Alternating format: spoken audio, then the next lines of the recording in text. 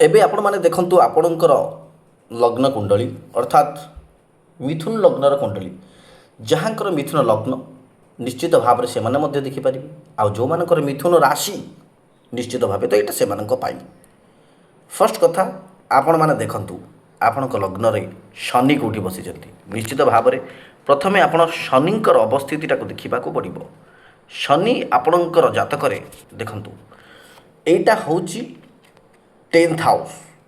ଆପଣଙ୍କର ଦଶମ ଘର ଗୋଚର କୁଣ୍ଡଳୀରେ ଏଇଟା ହେଉଛି ଆପଣଙ୍କର ଇଏ ଯେଉଁ ଶନି ବକ୍ରି 138 ଦିନ ଆପଣଙ୍କ ପାଇଁ ବହୁତ ହି ବଢ଼ିଆ ଲାଭ ଦେବ। ବହୁତ କଷ୍ଟ ଆପଣ ପାଇଥିଲେ କିନ୍ତୁ ଏବେ କ'ଣ ହେଇଛି ନା ଶନି ଏଇ ଯେଉଁ ଘରେ ଦଶମ ଘର ହେଉଛି ଶନିଦେବଙ୍କର ଘର। ଏମିତିରେ ବୁଧଦେବ ଏବଂ ଶନିଦେବଙ୍କର ମିତ୍ରତା। କିନ୍ତୁ ଗୋଟେ କଥା ଆପଣ ଇମ୍ପୋର୍ଟାଣ୍ଟଲି ଭାବନ୍ତୁ ଦେଖନ୍ତୁ ଶନି ଏ ଘର ଯେଉଁ ଫଳ ଦେଉଥିଲେ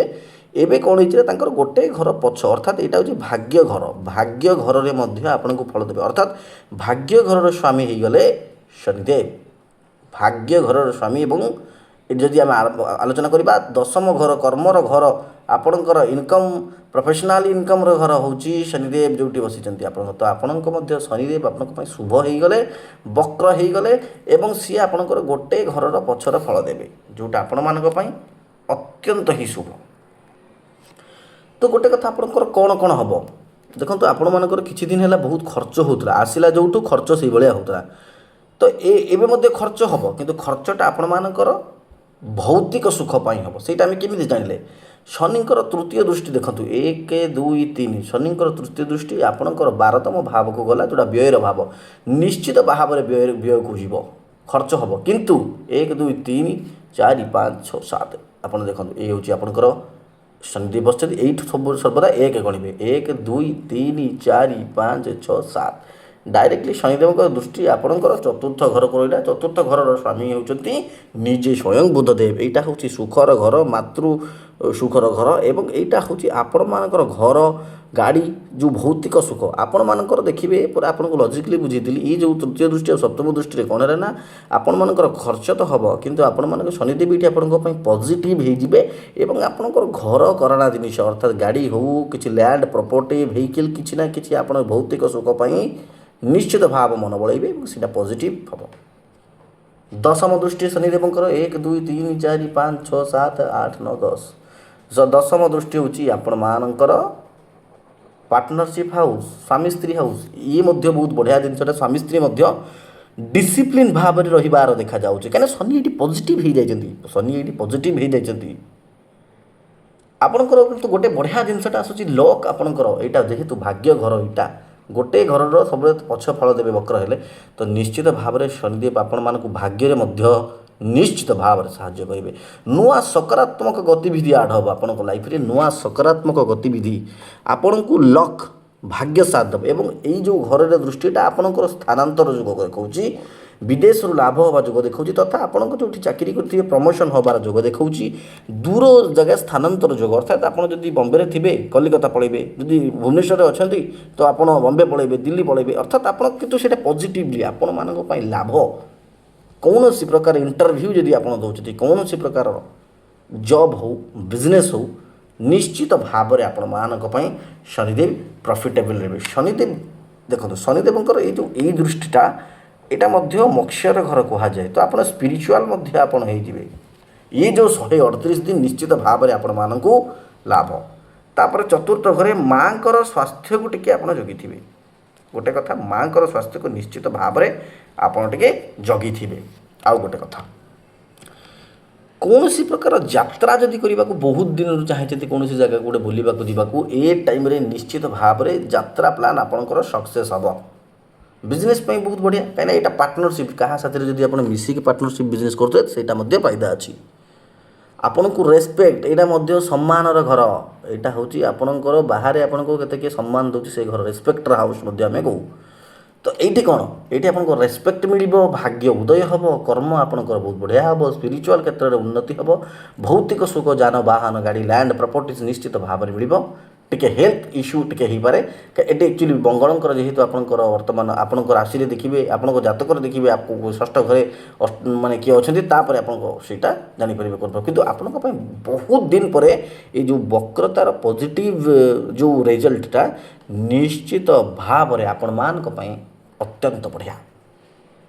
आपण प्रमोशन जुग अच्छी निश्चित भाव में आपण प्रमोशन जुग अच्छी बहुत बढ़िया मिथुन राशि जदि कह सुवर्ण सुजोग किंतु गोटे कथा गोटे तो प्रश्न आप मन भी आसो मो मन भी से प्रश्न मु समाधान करी आपंकर देखो 2 जन 3 जन सांग किंतु 3 जन सांगर राशि हूँ सेम मिथुन राशि गोटे मिथुन राशि व्यक्ति निश्चित भाव में गोटे मिथुन राशि व्यक्ति जो मिथुन राशि व्यक्ति जड़े बहुत सरकारी चाकरी पाईगला आउ जड़े किंतु सरकारी चाकरी तो दूर कथा तार गोटे टंका भी इनकम होना मु तो आपको कहूँ तो मिथुन राशि बहुत बढ़िया सबू मिथुन राशि संभव नुह आज्ञा देखु एटा कंपलसरी कथा शास्त्र रे एटा मध्य अच्छी बहुत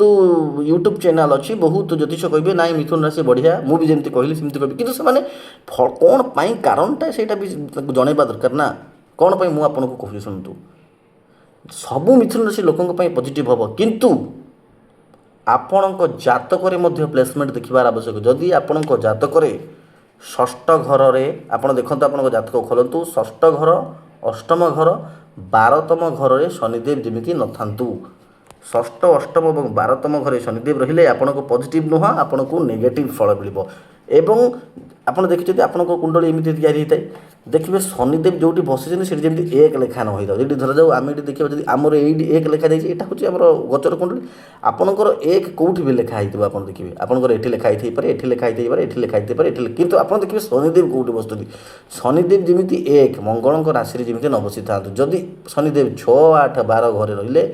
मंगल राशि रहिले ताहले आपंक यहाँ पॉजिटिव नुह आपंक नेगेटिव होटा